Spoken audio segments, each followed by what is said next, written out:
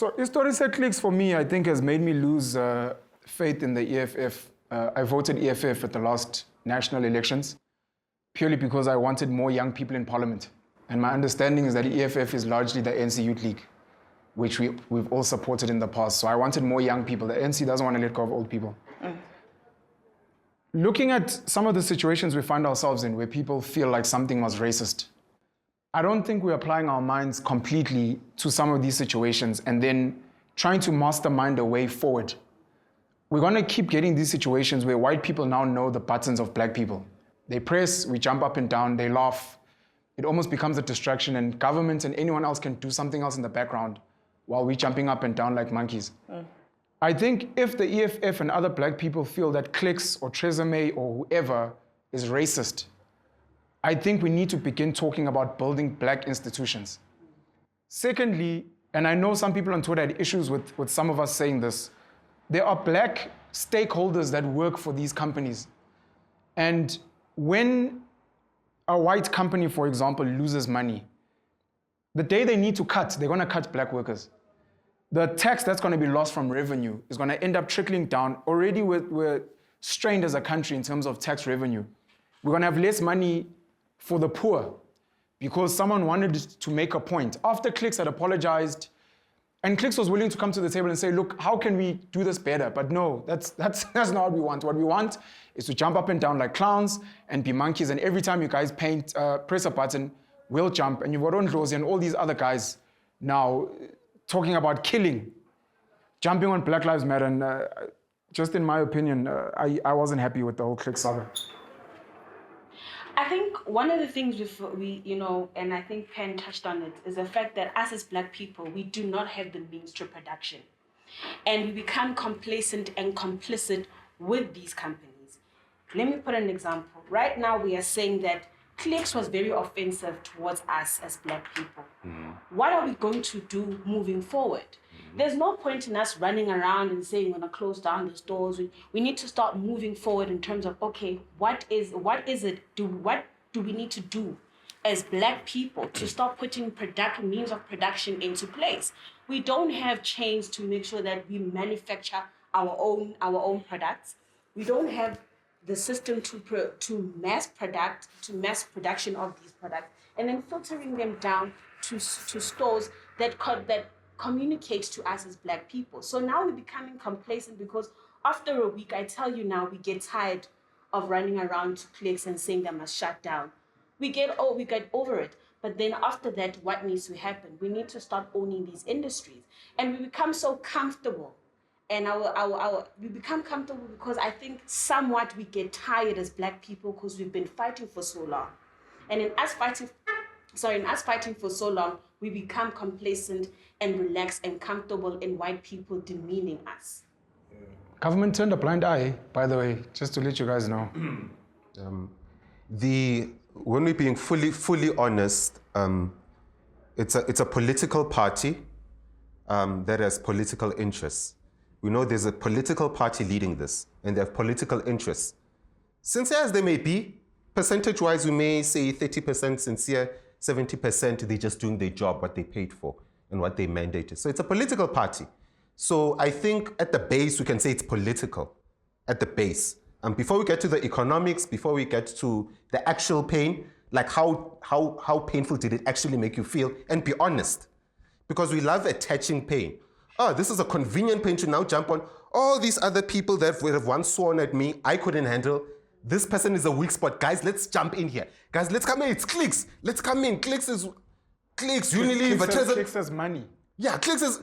Because someone else has given some sort of a gap. There's some sort of a gap. So we jump in there with an illegitimate pain.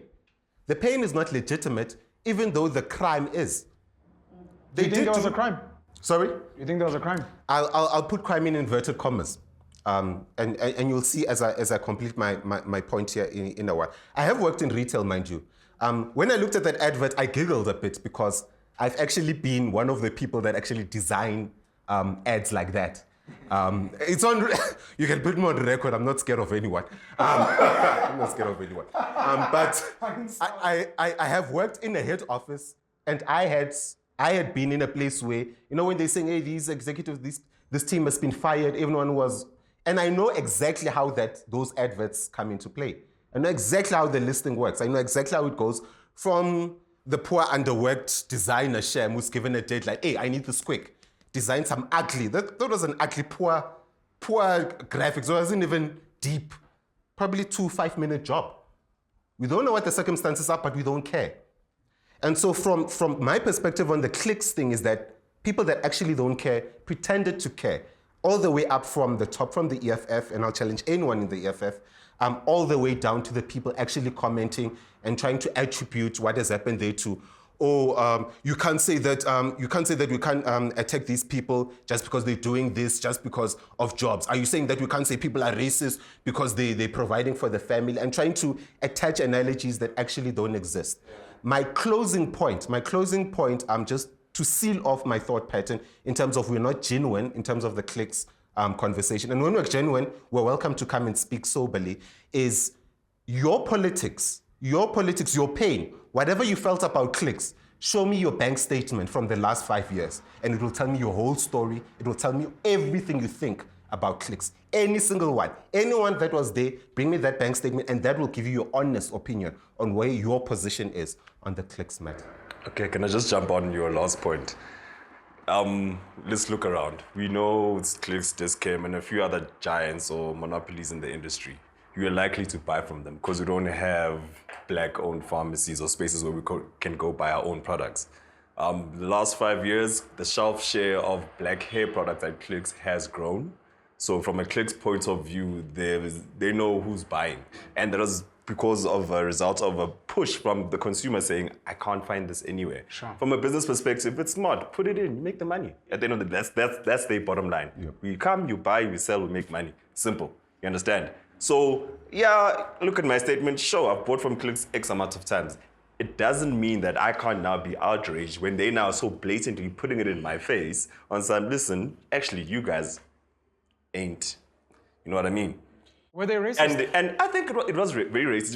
You know what? Another thing that makes everyone so heightened was the fact that, guys, it was so blatant. No one, most people, actually, let me speak for myself. Me walking and someone comes to me and insults me, whichever way, whatever word he uses, if I'm insulted, I will react there and then. I'm not gonna wait until later and be like, hey, like the example you make, but hey, she has so-and-so insulted me last week, but I let it slide. I am not letting that slide. You know what I mean? So they can press a button anytime and you'll react right guy, there. we need, so us, you know what's happening is that we are getting up as black people and saying, you know what, this is enough. And we're not gonna We'll still buy from them. No, Just don't make it blatant. why do we still buy from them? You touched on it earlier. The thing is, we need our own spaces, guys. We need our own shops. And it doesn't, if EFF was smart, they would have been like, okay, guys, yeah, we condemn it, blah, blah, blah. They're the guys who are there most. They can force these guys to say, let's animal. We're in a department of what, SMME, let's animal, just vule a chain. Gather together all the people who are in that space, and not just hair care, but let's start with the hair care for now. And then once the hair care shop is up and standing and running, then you can introduce the black pharmacies manding a cast. You know what I mean? And so that brand will grow and you will have kwa kinky or something or kwa whatever. You know what? Hell, bottom line is we'll have our own shop. Almost as if it's not economics, it's politics. That's what I'm saying, but there's no political will. But now it's again, going to politics, we're not going to sit there and wait for these guys. They're not going to do anything. Like you said, it was driven. Everyone there has an agenda. You wish Clicks had a black board and black shareholders. I don't care if they're No, I'm saying that's the only difference. No. When you say black space, you mean black ownership. I mean black Because it's got ownership black with workers. black products, predominantly black products. If it's just black products, great. If you want to put, but I'm not going to put a white product there in the heart of Soweto when just I know want it's black a owners. I want black owners and Clicks black was black producers. owned, The whole be production fine. line. Panel. You wouldn't be fine. Production line mnyama. Excludes whites. No, if they can come in at a certain level, bottom line, if let's say Clicks was black. Actually, no, let's not use Clicks. Let's say Kwa Imen. No, use Clicks. No, I'm not going to use them because they're the topic of discussion right now, you understand? So Kwa Imeni, my suppliers are black because Ibona Benzi Nwele. One of the what I think it's something hair product. It's white owned. There's also outrage around that, but that's another topic altogether. It's white owned, but it's a product for black hair. I will put it in my shop because it's for black people. Do you understand? Just because it happens to be white owned, cool. You know what I mean? Ngizoyifaka. But the bottom line is ngithi kunespace esi-celebrate black hair and black women and black what. As long as good black, that means eventually more people will jump on and create these products for black people, by black people. You understand? So for now, let's start creating those spaces. Let's start creating those spaces, and not the outrage is there, but us being outraged, we're just basically saying, as in Nishwala Gabi. And how do we tell them? Shai pagetin. Asngasatin. We need to be strategic in using white people to get ahead in means. I've seen it in the industry I work in. We need to use white people. Yes. Okay. And I see it in the industry I work in. As a black person in the industry I work in, it's very hard to get into it, you know? And us as black people, the very few black people I know who own the companies in this industry, they're also struggling. But the white people, because they collaborate, it's easier for them. But also what I realize is that because they need certain things in terms of BEE or in terms of joint venture when it comes to BEE terms, and we need means of production or we need certain equipment, get into strategic partnerships. And that's the best way. I'm not saying that, and I think Nelise was touching on that, to have a blatant benefit of both parties. I think for the longest of time, I mean, looking even at this clicks thing, you were saying, Hore, they saw, Hore, you know what, black people, black females are going more natural in terms of their hair, and they need more black natural hair products, and that's how they came into it. They saw, for them, it was all about a money opportunity issue situation. We as black people, in order for us to own means of production as well, we need to start being smart about our strategic relationships with white people. And that's the honest truth, because at the moment we don't own our means of production, we don't own our industries. The truth is we don't own our economy. So how are we going to do that? In order for us to hit white people where it is, we need to come up with strategic ways to collaborate with them and then beat them at their own game and start owning these things. We don't own our minds either. We don't. You had a question? I am. I had a question. Do you encourage more black fronts? No. So in terms of using, if I'm going at war, so say it's a war. Yeah. Let's use the analogy of war.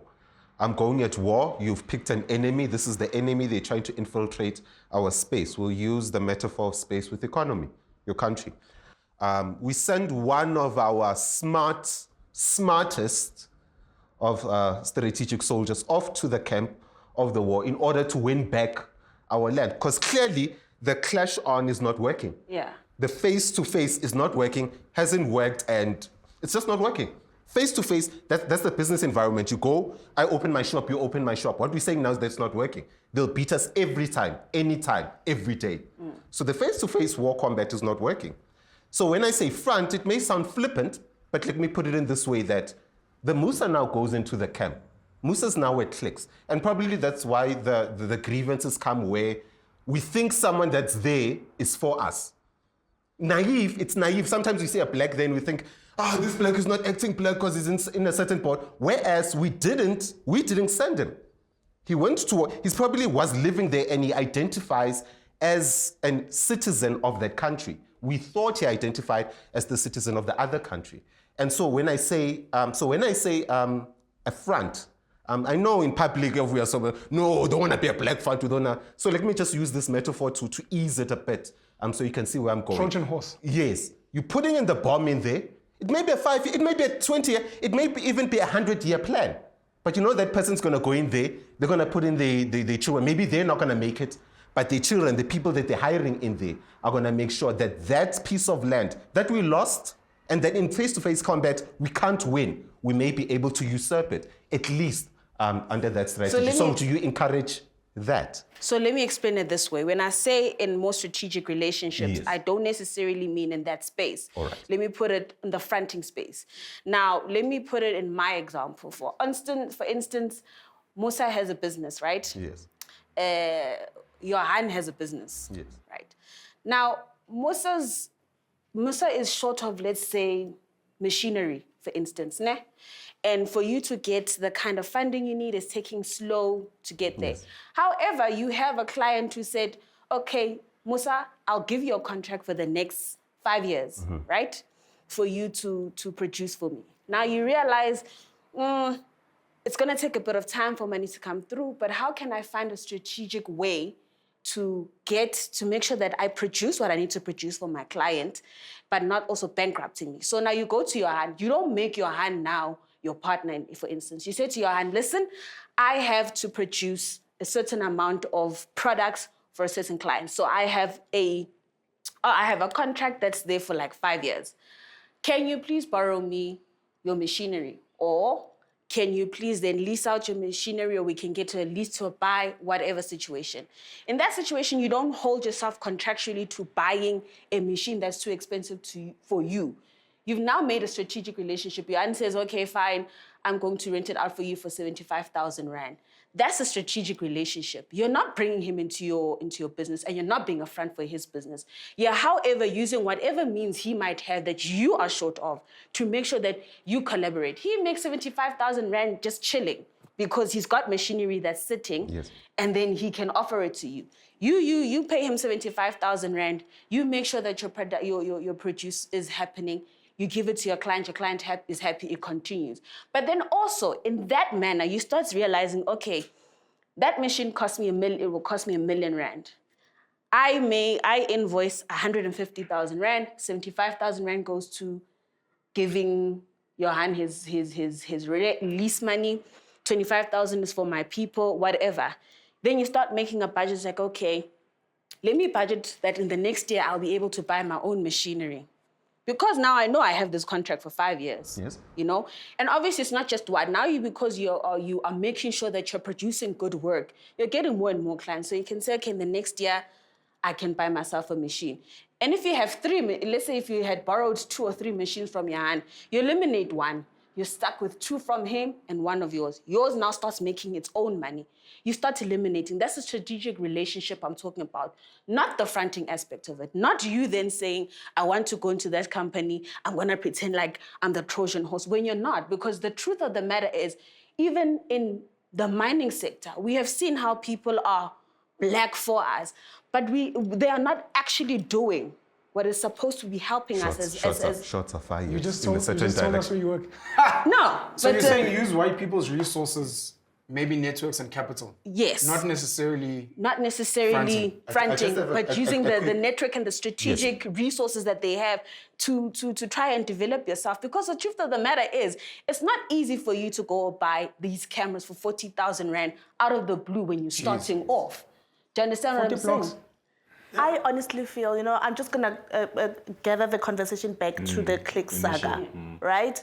I just honestly feel that there's 2 aspects to it. One, when we're talking about the outrage of black people, we like to take the conversation and compartmentalize it. So first it was Dove not so long ago. Sure. Now it's Clicks. Sure. Now it's Tresemme. Sure. Now it's this. And we want to deal with only one brand. Yes. So once we've dealt with that one brand, we just carry on as if And we nothing wait happened. till the next button then gets pressed. then now we must feel offended again. And when we're offended again, I remember, there was a Dove, because Yes. Dove always comes back. Phindeni Right? futhi. So that is a signal that we're not dealing with the root cause of the problem, 100%. right? Everything that you have said has valid points to it. However, I feel like it's a long-term plan. It is not a realistic plan on educating black people on how to move on a daily basis. It's not tangible enough right now, It's tangible in the future. It's a good goal to have for the people. But an everyday type of lifestyle kind of approach is kind of difficult. And you must understand that if we were taught how to handle business from the early days of education, Sure. we'd be able to comprehend everything that we're talking about here right now, and people would be able to use that knowledge to the best of their ability. But right now, we are not there. People are still stressing about what they're going to put on the table at the end of the day But right then now. aren't in us encouraging black buying on a daily basis? I'll say on a Twitter, from a social media point of view, né? Every day you see that people are encouraging buying black. Is that not a daily practical way of saying to us, okay, black people, we know we have to fix our issues on a long-term basis.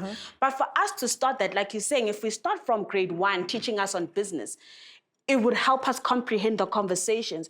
But now we're seeing that, okay, because these things are things that are taken step by step, let's start with the buying black. So for me, and your point is valid in the sense that it's such a long way to go. It's such a long-term basis.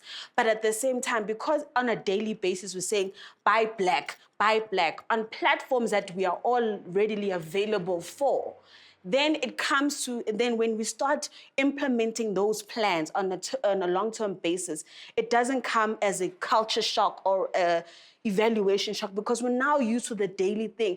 It starts off small, because for clicks to get to the point of involving more black hair products for women with natural hair, African hair, it was because they saw that, oh, okay, more and more women are getting into allowing their hair to be natural, so they need to start taking care of it in a natural way. So what is the market base for that? And that's how they introduce black hair care in a more space-based area in their So store. the fight essentially is about communication, how Clicks chose to communicate with the market, and that's what that's the cause of the outrage. You know, so I personally, in terms of communication, the communication perspective, I personally feel like instead of just putting this issue in one compartment, I feel like it's speaking to every other big player in the game to say perhaps it is time that you consider that your marketing teams need to be as diverse as the inclusivity that society is making as a requirement now. Perhaps it's time that you hire Indian people. Your team cannot just be made up of one race. Hire Indian, hire black people, hire all ethnicities, so that there's someone who's there to advocate for their cultural background. More than anything, it's a cultural background. Also with the supporting of black companies, black-owned products, you know, buying black. If you have a hair product range, I will come and try your hair product range. The way we are so diverse and our hairs are so different, it's almost not guaranteed that I'm going to buy your whole hair range, you know? So I will go to Penwell's hair care range. I might like a detangler from you. Yeah. But the rest of your range is not working for my hair type, but your detangler is fine. Yeah. Then I go to Penwell's conditioner is the one. Okay. Then I go Twitter, you know? Yeah. So I understand the narrative that we need to be pushing there. The realistic one is bazame bonke. Yeah. Ubazama bonke. If your service is poor, I'll deal with your service, but I must move on to a Penwell. That's basically what we're trying to say. I must move on to a Penwell. Before I move on to a white supplier, Rachel, I must go to Penwell. If Penwell fails me, I must move to Twitter. If Twitter fails me, I must just continue moving black until you find the one product here that works, the one product here that works, the one product here that works. But essentially, we get distracted so easily as black people, or at least most black people get distracted easily. I don't. Sure. The battle started about 400 years ago, 1652. And as long as you detach what's happening now from that, you're lost. You've lost. When you just look at 1652 and you don't look before 1652, you're also fucked, because you've got no frame of reference for what you are without the white man. I wanted to add, when she was saying something about white people, they own the economy and I wanted to say they own our minds as well. And you'll buy black, but you're sending your kids to white schools and white churches, which unravels everything. So on that premise. Let Cameron go. He still wants to go. Let him go. Please. The pieces are getting crushed in the last minute. No, wait. He paused. He was allowing us to take it in. It is, man. Unfortunately, I know that the subject gets everybody's juices flowing, and it shouldn't. It really shouldn't. There's a Buddhist practice that you try and get to, which is equanimity, to the point where you're no longer affected by the things that are happening around you, because you're working off of a bigger perspective. Okay. And until you get to that point, you're going to have conversations like Clicks and Dove and AfriForum and Broederbond and apartheid and colonialism, but you're never going to get to the root of the issue, which is you. Your biggest problem is you. Sure. And your biggest problem is ignorance. You don't know who you are. You don't know that your body has more power than any institution can tell you. When you take it to DNA, what is that in practice? It is your ancestors telling you what your face is going to look like. That's what DNA literally means. It's your ancestors telling you what shape you're going to take. It's your ancestors telling you when you eat a certain food, you're gonna shit bricks because we encountered it a couple of generations back. But you still get riled up by clicks. Zip is nyanya zen. What connection do you have to your ancestors? What connection do you have to the land? Do you understand that your physical body is a part of the land? It came from the earth. Without that connection, mentally, you're never going to be stable. You understand it's electricity, right? Energy, it's electricity. Up here, when you have a mental illness, it's an electrical imbalance, chemical imbalance. Why? Because you never take your shoes off and walk on the earth. Land rights issues. It's not really a thing. We didn't have individual land rights before white people came. 100%. Nobody had land. The land doesn't belong to you. You're going to die and get buried in it the same way you came out of it. Sure. What do you own? So you're squabbling over shit at the moment. And it's annoying to be a part of such conversations because you tap into things that are completely and utterly irrelevant because you're trying to steer away from yourself. Let's talk about you personally. What personal experience do you have with your own hair? So unless you're talking about your personal experiences, just leave the white man alone because you're not going to win. They're going to defeat you like they have the last 400 years. And you're distracting to the masses because you're educated, but you also can't think. So it's a useless conversation to have unless you actually have the intellectual capacity to channel your energy, because that's what it is. Your excitement, your hatred, your anger, it's just energy. And it doesn't just spur from what's happening in your conscious mind, but you don't take the time to study yourself, the same way the white man has studied you. And that's why they write the books about you, and you don't write your own goddamn books. Because you weren't taught to think. I used to get hidings for not thinking as a child. I used to get hidings for not thinking. It doesn't matter that you broke the fucking glass. What were you doing when it slipped out of your hand? Your hands are soapy. Do you not recognize that if you handled it without care, it's gonna fall? That's why I'm beating you. So now when I fuck up, I think, shit, where was my mind? That's the first thing I think about. When somebody dominates me on the rugby field, what happened? If I'm losing a case, what didn't I prepare for? Because the law's there. We all have the same resources, the same 24 hours in a day. What's the difference? You didn't think. You didn't learn to think. This is easy things. I think for me, when the clicks thing came out, it was pictures, ne? So the first picture is black hair. Sure. Then the second picture is white hair. First picture is black hair, second picture is white hair. Concept is dal, what? This one is damaged. Sure. My first question was, couldn't they have used a white person? Because damaged? Yeah, because white people do have damaged hair. Sure. Inwele zabo, ziba Sure. krusnas. And then Clicks has an annual natural hair summit every year, Beautiful. where all these brands come in, influencers are together.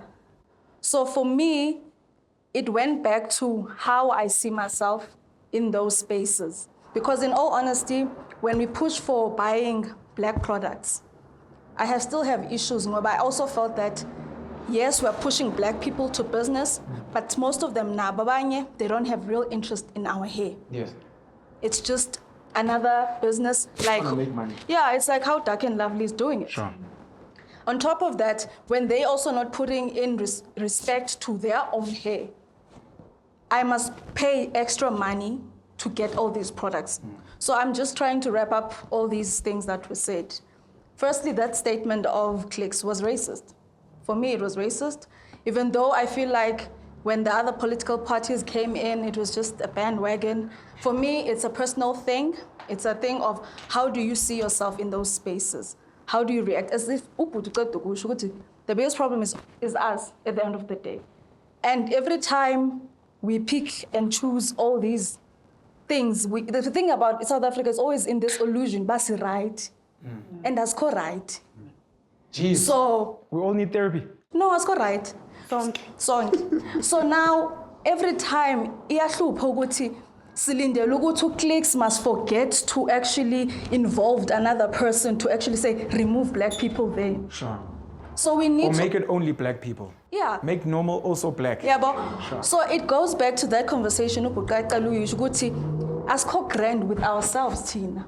So whenever a person reminds us of our pain, Sure. says when's bad, and but for me, it's a daily thing. It's a personal thing daily. How are you going to move in these spaces? Abelungu will not stop.